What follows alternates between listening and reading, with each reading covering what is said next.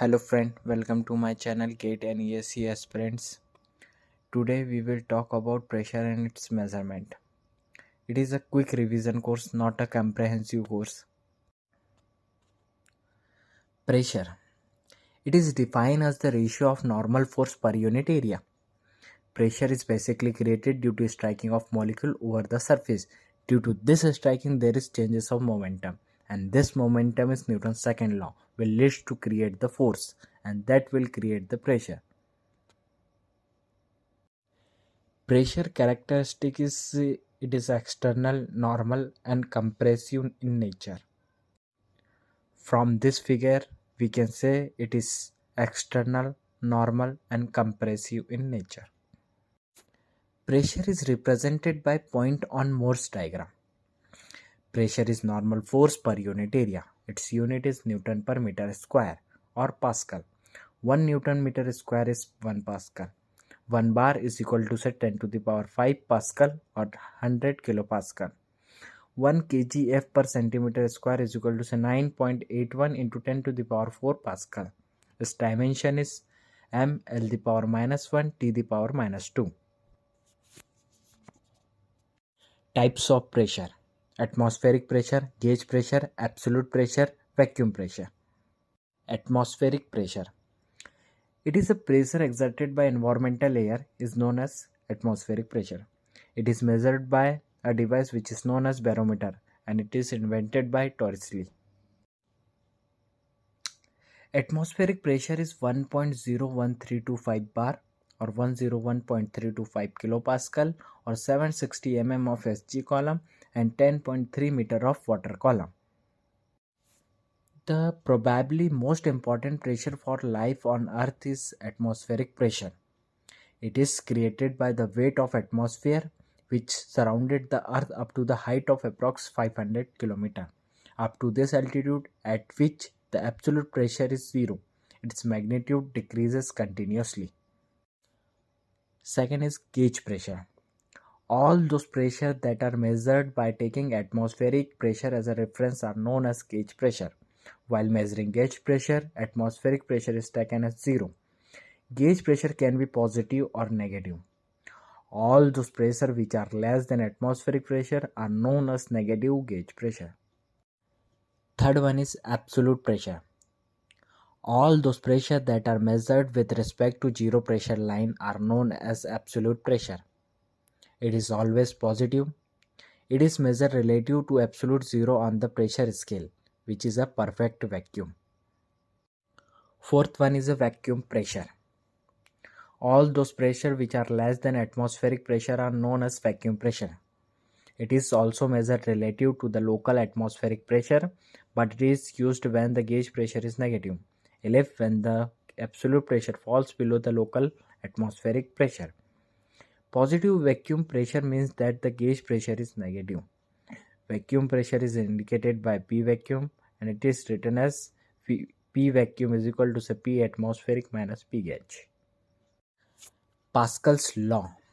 According to Pascal's law, pressure at a point in a static fluid is equal in all the direction. Pressure at a point having magnitude but not having any specific direction. Hence, pressure is a scalar quantity. Pascal's law valid for any fluid, real or imaginary, or compressive and incompressive. In absence of shear forces, Pascal's law is applicable for fluid in motion. Hydrostatic law. The pressure at any point in a fluid at rest is obtained by hydrostatic law, which states that the rate of increase of pressure in a vertically downward direction must be equal to the specific weight of the fluid at that point. Here dp by dz is equal to say minus rho g. dp is equal to say minus rho g dz. Integrating both sides, we get p is equal to say minus rho g z plus c. This is the basic hydrostatic equation. Manometer. Manometer are the device in which column of suitable liquid are used to measure pressure. So force is equal to say mg, pressure is equal to say F upon A. So mass is equal to say density into volume, and volume is equal to say area into height. So pressure is force per unit area. So force can be written as m into g. so mg upon A. And mass can be written as volume into density, so V rho G upon area. So volume can be written as area into height, so A H rho G upon A. Area get cancelled, so pressure is equal to say rho G H. Manometer can be classified into two categories: simple manometer, differential manometer. Simple manometer is further classified into three categories. First one piezometer, second one U-tube manometer, third one is single column manometer. Single column manometer is further classified into vertical and incline. Differential manometer is classified into U-tube manometer and inverted U-tube manometer. Piezometer. A piezometer is either a device used to measure liquid pressure in a system by measuring the height to which a column of liquid rises against the gravity, or a device which measures the pressure of groundwater at a specific point. In this figure, we can say that there are two ends. One is connected with pipe where we want to find the pressure, and other end is open to atmosphere. The rise in vertical height gives the pressure inside the pipe. U-tube manometer. A U-tube manometer is the simplest of the pressure measurement devices. Its names come from the U shape formed when the two ends of the flexible tube full of liquid are raised to keep the liquid from coming out the ends. A U-tube manometer is a liquid balance. The height difference is measured on the graduated scale. In this figure, we want to calculate the pressure inside the pipe PA. Assuming density of liquid in pipe is ρ1 and height of liquid in left limb is h1. So density of heavy liquid in pipe is ρ2 and height of heavy liquid in right limb is h2 according to equilibrium condition at point AA. So total pressure in left limb is equal to the total pressure in right limb. So total pressure in left limb is PA plus ρ1 GH1 is equal to say ρ2 GH2. We know ρ1 H1, ρ2 H2. We get easily PA, pressure inside the pipe. Single column manometer. Single column manometer is a modified form of U-tube manometer in which one side is larger reservoir and other side is a smaller tube open to atmosphere. In this figure, the left limb is having reservoir and right limb is open to atmosphere. Why we need this single column manometer?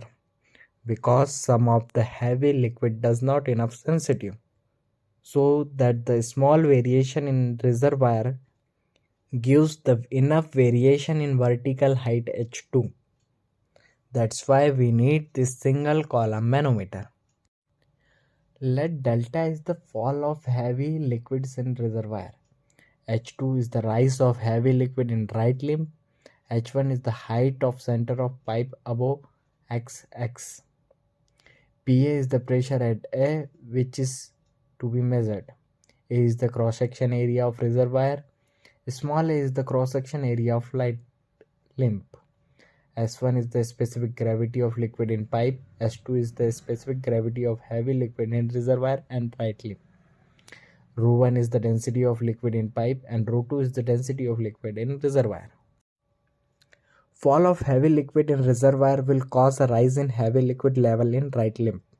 It is an application of Pascal's law. So area into delta H is equal to say small a into H2. So delta H is equal to say small a into H2 upon area A. So a small deviation can be written as area of right limb into H2 height of right limb upon area of reservoir. So pressure inside the pipe PA can be written as area of right limb into height of right limb upon area of reservoir into ρ2 G minus ρ1 G plus H2 ρ2 G minus H1 ρ1 G. If area of reservoir is greater than area of right limb, then PA is equal to say rho 2 GH2 minus rho 1 GH1. Inclined single column manometer. This manometer is more sensitive. Due to inclination, the distance moved by heavy liquid in right limb will be more. Let L the length of heavy liquid moved in right limb from XX. Theta is the inclination of right limb with horizontal. H2 is the vertical rise of heavy liquid in right limb from XX. So H2 can be written as L sin theta. From equation, PA is equal to say rho 2 H2G minus rho 1 H1G. By substituting H2 in this equation, we get PA is equal to say L sin theta rho 2G minus H1 rho 1G. Differential manometers. Differential manometer are the devices used to measure the difference of pressure between 2 points in a pipe or in two different pipes. A differential manometer consists of U-tube consisting a heavy liquid whose two ends are connected to the points which difference of pressure is to measure. Most commonly type of differential manometer are U-tube differential manometer and inverted U-tube differential manometer. From this figure we can say that there are two ends of differential U-tube manometer are connected with two different pipes. The difference between the pressure is calculated by this manometer. So pressure at point A is PA and pressure at point B is PB. So start calculating from A. So pressure at A is PA plus rho 1 Gx plus H. Why it is plus? Because in downward direction pressure is increasing. Minus rho G Gh. Why we go from left limb to right limb? Because the pressure variation in horizontal direction is negligible. And minus is for we moved up in upward direction. Minus rho 2 Gy is equal to say Pb. So PA minus PB is equal to say Hg rho G minus rho 1 plus rho 2 Gy minus rho 1 Gx, where H is the difference in mercury level in U-tube and Y is the distance of center of B from the mercury level in right limb, and X is the distance of the center of A from the mercury level in right limb, and rho 1 is the density of liquid in A, and rho 2 is the density of liquid in B, and rho G is the density of mercury.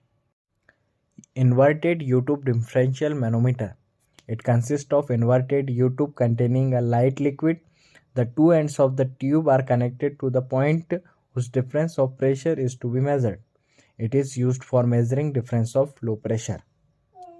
Let H1 is the height of liquid in left limb below the datum line XX. H2 is the height of liquid in right limb. H is the difference of light liquid. Rho 1 is the density of liquid at A.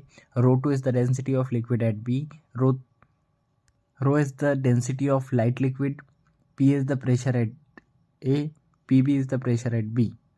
So taking XX as the datum line, then the pressure in left limb below XX is equal to say PA minus rho 1 GH1. Pressure in right limb below XX is equal to say PB minus rho B, rho 2 GH2 minus rho S GH.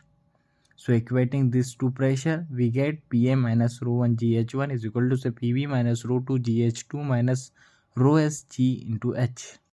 PA minus PB is equal to say rho 1 GH1 minus rho 2 GH2 minus rho S GH.